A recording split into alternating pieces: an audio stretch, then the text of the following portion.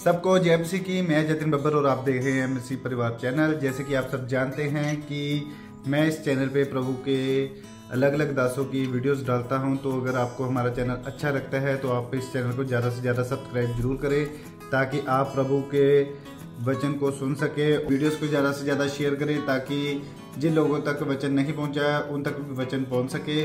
सबको जय मसीह की। एक बार मैं आपसे दोबारा कहूँगा कि इस चैनल को सब्सक्राइब जरूर करें और वीडियोस को ज़्यादा से ज़्यादा शेयर करें। जय मसीह की। उसकी जीवित हजूरी में है, जो सब कुछ बदल सकते हैं, एक पल में है। आपका स्वागत है, वेलकम। बैठ जाओ अपने शरीर में। आत्मा में आप मेरे साथ खड़े हैं। अपने हाथों को उठाओ। जितना वचन, जितनी गवाहियां मैं सुनूं, 100 गुना फल लेके आऊं। प्रभु यीशु मसीह के सामर्थ्य नाम में मांगते हैं। मेरा बिलीव है कि आज का वर्ड जब आप सुनेंगे, आप अपनी डेस्टिनी में एंटर करने पाएंगे। जो परमेश्वर ने आपके लिए रखा हुआ, उसमें आप जाने पाएंगे। आमीन। आपको याद रखना है, आपको एक ग्रेट प्राइज देना है परमेश्वर की उस बुलाहट को पूरा करने के लिए। आमीन। जो कीमत है वो पैसा नहीं है अकेला, वो कीमत आपकी पूरी लाइफ है जो आपको परमेश्वर को देनी है। आपकी इच्छाएं, आपके इमोशंस, आपकी फ्री विल, आपकी कमिटमेंट, आपका सब कुछ जो परमेश्वर को चाहिए, जो उस काम को पूरा करने के लिए जिसके लिए परमेश्वर ने आपको अपने पास बुलाया। आमीन। बाइबल कहती है, जब याकूब अपने देश को छोड़ के अपने मामा के पास गया और वहां रहा कितने साल, और तब तक परमेश्वर की मर्जी पूरी नहीं हो सकती थी जब तक वो उस देश में ना आता जो परमेश्वर की ओर से ठहराया गया था।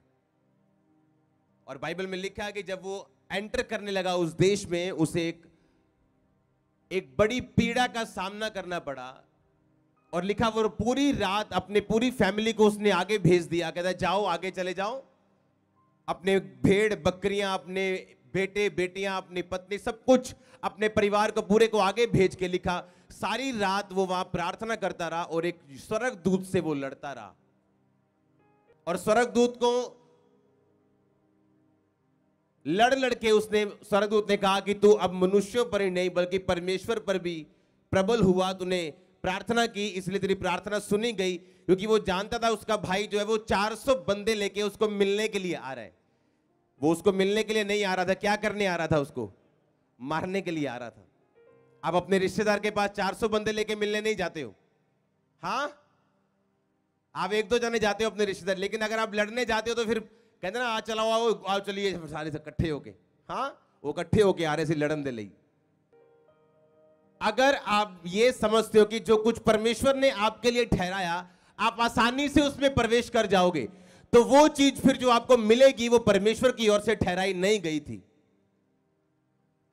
क्योंकि जो कुछ परमेश्वर ने ठहराया उसको हासिल करने के लिए आपको एक प्रोसेस से निकलना पड़ेगा, जो आपके लिए कठिन भी हो सकती है, मुश्किल, फ्रस्ट्रेशन से भरी हुई एक ट्रेनिंग पीरियड आपका हो सकता है। जो चीजें परमेश्वर ने आपके लिए ठहराई हैं, अगर वो सेम चीजें आप लेना चाहते हो तो। इसलिए बाइबल कहते हैं कि वो सारी रात प्रार्थना की, उसने प्रेशर में प्रेयर की उसने, और स्वर्गदूत से लड़ता रहा।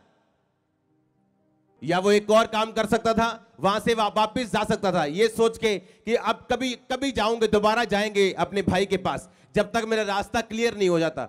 लेकिन वो जानता था कि मैं जितना लेट खुद करूंगा उतनी लेट मेरी परमेश्वर की प्लानिंग मेरी लाइफ में पूरी होगी। तो मुझे ये प्रोसेस से निकलना ही निकलना है। प्रभु यीशु मसीह ने भी क्या कहा था परमेश्वर को आखिरी रात, कि पिता आपकी मर्जी मेरी जिंदगी में पूरी हो, मेरी मर्जी मेरी जिंदगी में पूरी नहीं हो, आपकी मर्जी पूरी हो सके तो ये क्रूस मुझसे हटा लो, हो सकता तो क्रूस मुझसे हट जाए, पर मेरी मर्जी नहीं, आपकी मर्जी मेरी जिंदगी में पूरी हो। और बाइबल कहती इतना स्ट्रेस हो गया था यीशु मसीह को, इतना स्ट्रेस, इतना ज्यादा चिंता थी उसके दिमाग में कि उसका जो ब्लड, उसका जो पसीना था वो ब्लड बन रहा था, उसका ब्लड उसकी नसों से, उसकी स्किन से बाहर आ रहा था और बह रहा था। और तभी भी इतना स्ट्रेस में होने के बावजूद भी उसने यही कहा कि जो कटोरा मेरे लिए रखा है, क्योंकि बिना क्रूस पे चढ़े मैं जी उठ नहीं सकता हूं। अगर आप क्रूज पे नहीं चढ़ाए गए तो आप जी उठ भी नहीं सकते। अगर आप क्रूज पे चढ़ाने से डरते हैं तो आप जी उठ भी नहीं सकते, क्योंकि जी उठना जो एक मसीह व्यक्ति का होता है, एक पास्टर का होता है, तवा तक पहुंचने के लिए आपको मरना पड़ता है। और मरते मरते बहुत लोग जी उठते हैं, वो मरना नहीं चाहते हैं, क्योंकि आपको अपने इमोशंस पे जब तक काबू करना नहीं आया, आपको चलना नहीं आया, आप जितने मर्जी तर्क दे जाओ, आप उस जगह नहीं पहुंच पाओगे जो परमेश्वर ने आपके लिए रखी है। हालेलुया। क्योंकि जब आप मरते हैं तभी आप जी उठते हैं, बिना मर के आप जी उठ नहीं सकते। इसलिए प्रभु यीशु मसीह का पसीना, बाइबल कहती, वो खून बन रहा था, क्योंकि उसके ब्लड वेसल जो थी फट रही थी अंदर से, और स्किन में से खून बाहर आ रहा था जब वो प्रार्थना कर रहे थे। 3 बार चेले सो चुके थे, लेकिन यीशु मसीह प्रार्थना कर रहे थे। और आज उसी प्रभु यीशु मसीह को पूरी दुनिया अपने माथे पे, दोनों हाथों पे, सिर के ऊपर बिठा के रखती, क्योंकि वो मारा गया इसीलिए जी उठा। आमीन। जोर से बोलो हालेलुया। इसलिए मैंने कहा आपको, अगर आज आप इस जगह पे हो तो आपने प्रार्थना करनी क्या कि परमेश्वर मेरी नहीं आपकी मर्जी मेरी जिंदगी में क्या हो, पूरी हो। तैयार हो उसकी मर्जी पूरी करने के लिए? तो आपको एक प्रोसेस के नीचे से निकलना पड़ेगा। आमीन। जब तक उस प्रोसेस के नीचे से आप नहीं निकलते हो, आप वो जगह नहीं पहुंच सकते जो परमेश्वर ने एक्चुअली आपके लिए ठहराई है। परमेश्वर आपको ताकत दे, आज अनुग्रह आपकी लाइफ पे आए, आपकी बॉडी आत्मा से रिसीव करे यीशु मसीह के नाम में। अगर आमीन ऊंचा, आपके रास्तों को मैं साफ होता हुआ देख रहा हूं, आपके वेज ओपन होता हुआ देख रहा हूं। आमीन। जितना लंबा और ऊंचा ब्लेसिंग उतनी बड़ी चर्च। आमीन। हम वचन पढ़ेंगे 2 शमूएल 6 उसकी 1 आयत से लेके उसकी 11 आयत तक आज पढ़ेंगे इसे, और 15 आयत तक आप घर जाके पढ़ेंगे। 2 शमूएल 6 उसकी 1 आयत। फिर दाऊद ने एक और बार इज़राइल में से सब बड़े वीरों को जो 30,000 थे इकट्ठा किया।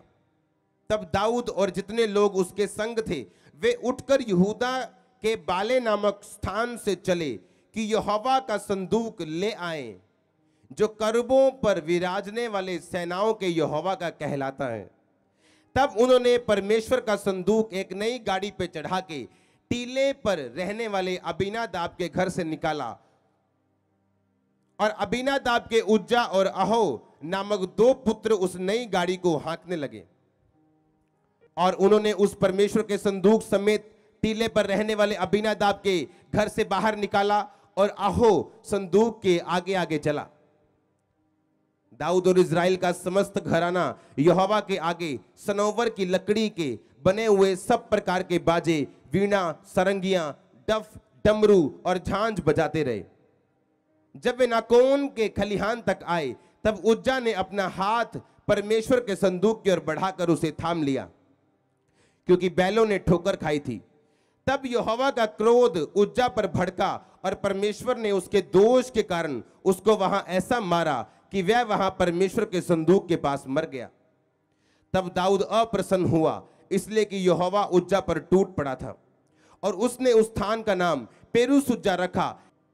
और उस दिन दाऊद यहोवा से डर के कहने लगा, यहोवा का संदूक मेरे यहाँ कैसे आए? इसलिए दाऊद ने यहोवा के संदूक को अपने यहाँ दाऊदपुर में पहुंचाना ना चाहा, परंतु गतवासी अबे देदोम के यहाँ पहुंचाया। यहोवा का संदूक गतवासी ओबेदोम के घर में 3 महीने रहा, और यहोवा ने ओबेदोम और उसके समस्त घराने को आशीष दी। सब बोलो आमीन। तब दाऊद राजा को यह बताया गया कि यहोवा ने ओबेदोम के घराने पर और जो कुछ उसका है उस पर भी परमेश्वर के संदूक के कारण आशीष दी है।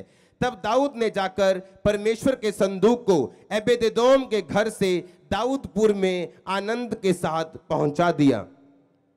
जब यहोवा का संदूक उठाने वाले 6 कदम चल चुके, तब दाऊद ने एक बैल और एक पाला पोसा हुआ बछड़ा बलि कराया, और दाऊद सनी का एपोद कमर में कसे हुए यहोवा के सम्मुख तन मन से नाचता रहा। यों दाऊद और इज़राइल का समस्त घराना यहोवा के संदूक को जय जयकार करते और नरसिंगा फूंकते हुए ले चला। सब बोलो आमीन। पुराना नियम क्यों लिखा गया, या क्यों आज हम पुराना नियम पढ़ते हैं, आपको ध्यान से समझना है। आज हम पुराने नियम के हिसाब से नहीं चलते हैं, हम नए नियम के हिसाब से चलते हैं।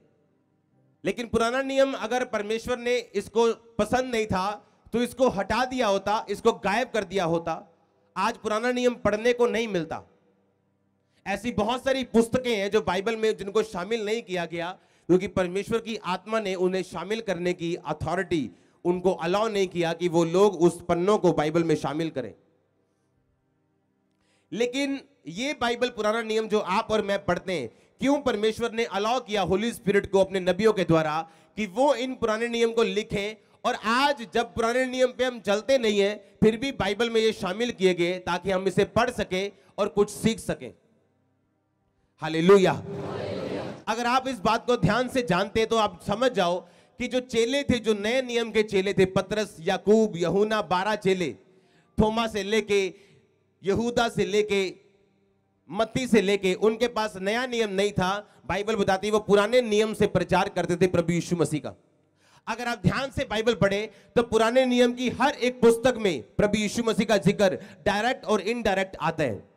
इसीलिए प्रभु यीशु मसीह को समझने के लिए और यहोवा परमेश्वर को समझने के लिए आपको पुराने नियम की स्टडी करना बहुत जरूरी है, और यहां से आपको परमेश्वर का हार्ट, उसका दिल जो है वो नजर आता है। जो नया नियम है उसमें आपको परमेश्वर के काम नजर आते हैं, जो परमेश्वर का प्रेम था वो मैनिफेस्ट होता हुआ आपको जाहिर होता हुआ नजर आता है। लेकिन जो पुराना नियम है उसमें आपको रियल परमेश्वर की थिंकिंग, उसका सोचना, उसका गुस्सा, उसका प्यार, आपको हर एक चीज के बारे में समझ आती।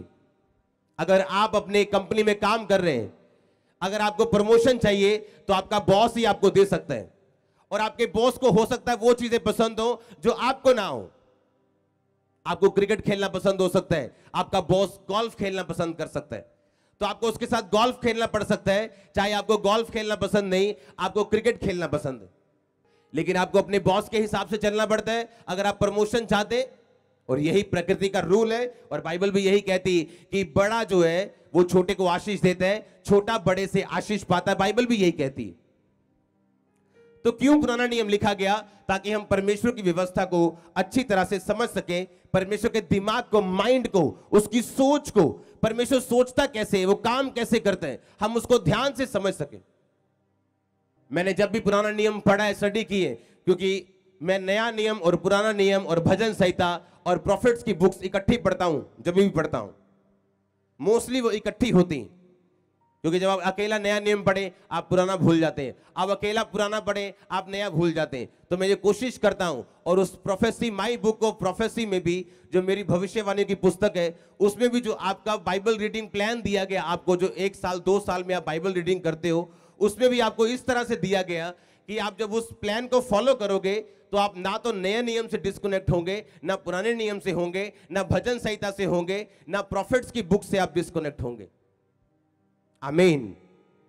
इस पुराने नियम में हमको सीखने को यह मिलता है कि परमेश्वर के काम करने का तरीका क्या था, उसके सोचने का तरीका क्या था। क्योंकि हमें अगर अब प्रमोशन चाहिए, अगर हमें तरक्की चाहिए, अगर हम चाहते कि शैतान हमारी लाइफ में काम ना करे, तो हमें भी अपने उस बॉस को खुश करना है जो उस स्वर्ग में बैठा सिंहासन के ऊपर, और हम उसके एम्प्लॉय, हम उसके बेटे, उसकी बेटियां हैं। आमीन।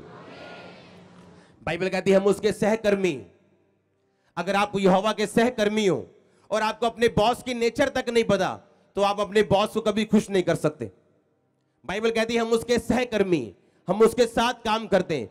यीशु मसीह ने कहा जिस तरह पिता ने मुझे भेजा, मैं तुम्हें भेजता हूं काम करने के लिए। और अगर हम काम करने के लिए निकले और काम करने का तरीका अगर मालूम ना हो, तो फ्रस्ट्रेशन के अलावा आपके हाथ में और कुछ नहीं आएगा, और आप केस नहीं कर सकते परमेश्वर पे।